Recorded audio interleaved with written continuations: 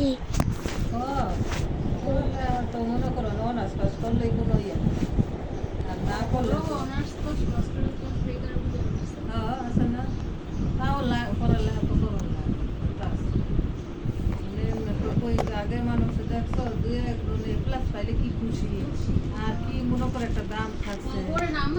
হ্যাঁ আর অনেক গোল্ডেন টোল্ডেন নিয়ে হয়ে গেছে